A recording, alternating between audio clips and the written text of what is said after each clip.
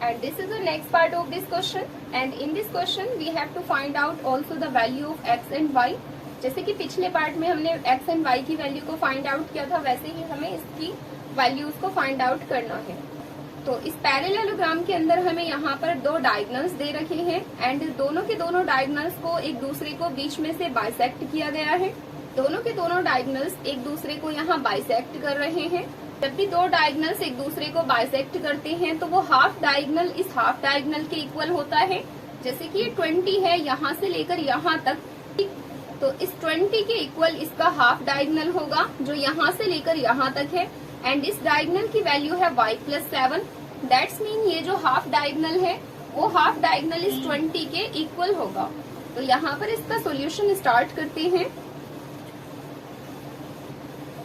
इसमें यहाँ पर डायगोनल 1 में y+7 दे रखा है हाफ डायगोनल का, एंड ये y+7 इक्वल होगा इस 20 के। y+7 के इक्वल में लिख लेते हैं इस 20 को। एंड अब यहाँ पर हमें इस y की वैल्यू मिल सकती है। जैसे कि लेफ्ट हैंड साइड में y के साथ में 7 ऐड हो रहा है तो वो अदर साइड में जाकर के 20 में से सब्ट्रैक्ट हो जाएगा।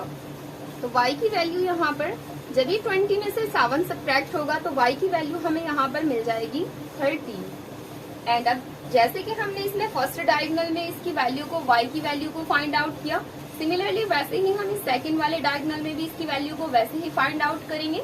अब यहाँ पर हमें 16 के इक्वल x+y दे रखे हैं, तो ये हाफ डायगोनल 16 ये इक्वल है इस हाफ डायगोनल x+y के।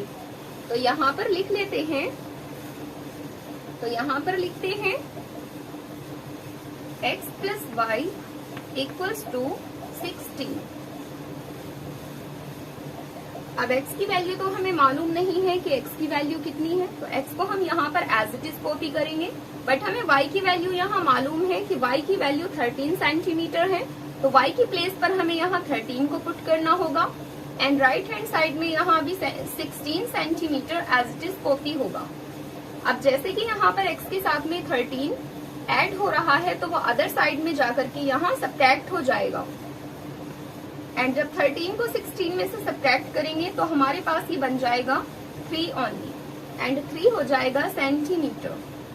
तो x की वैल्यू भी हमारे पास यहाँ आ चुकी है 3 सेंटीमीटर। तो यहाँ पर इस क्वेश्चन में हमें y की वैल्यू भी मिल चुकी है एंड x की वैल्यू भी मिल चुकी है।